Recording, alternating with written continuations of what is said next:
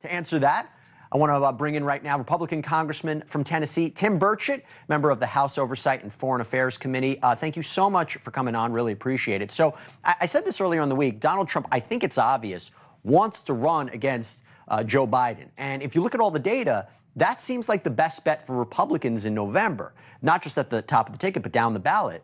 But you see this kind of effort to, talk about the 25th Amendment, whether he should be replaced. Is that a good strategy for Republicans? Well, politically, it's probably not, but for what's right, it is. You have a president who is unfit, who's publicly stated that they're not making any major decisions after 8 o'clock because the president is sleeping. Imagine what our enemies could do if they wanted to do us some harm. Of course, they planned something after 8 o'clock, and then you'd have this committee of man-bun 25-year-old kids trying to decide what they should do in a state of panic as they try to wake the president. Yeah, it's important. This man is not fit to be in office, and politics aside, we still have a country to run. And as far as Merrick Garland goes, he broke the law. He was he's in defiance of Congress. He's in defiance of a subpoena. We asked to see the tapes. He will not let us see the tapes. We don't know what's on the tapes.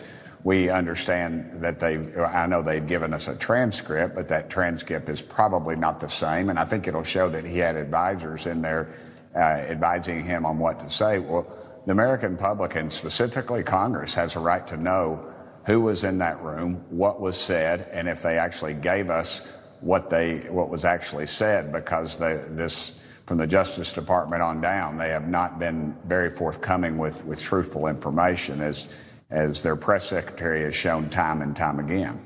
But do you feel that getting that her audio, which could very well match up the transcript that's already been given, is just going to show what a lot of Americans already see as a president who's frail, old, has cognitive decline? I mean, I guess what is the advantage? You talk about what's the best interest of the country and transparency, but again, I wonder if this could backfire.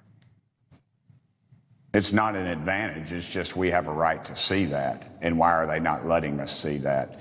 That's the question. And it doesn't. And frankly, I don't. If it shows exactly what's on the transcript, then that's fine. But why do they risk all this just for that? To me, it just seems as if they once again they're hiding something. And even if they're not, we still have a right to know. We were supposed to be granted that. And by them putting that under presidential preference or whatever they call it, to me is just a miscarriage of justice. I was happy to have you on here. I wanted to ask you about something else. Republicans, they talk a lot about Sure. Biden and the Democrats weaponizing government and the law against them. There's a whole committee about it, but we've reported here that there are quite a few Democrats who have been investigated or prosecuted since Biden took office. Senator Bob Menendez was in court today, laundry list of charges. We have Henry Cuellar, Cori Bush, Eric Adams, they're being investigated. Doesn't that cut against the narrative that the DOJ is only after the right? Aren't they just going after the people they suspect of wrongdoing? Well, if you look at the case of Hunter Biden, I mean, the truth is that he was allowed to forego paying taxes on millions of dollars of money that was paid to him for some reason. Had over $20 million. They had over 20 bank accounts, over 20 different LLCs put in place. For what? There was no products being sold.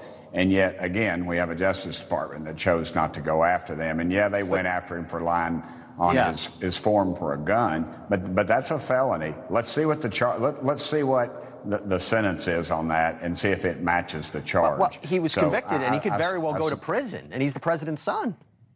He was convicted, but like I said, he has not been.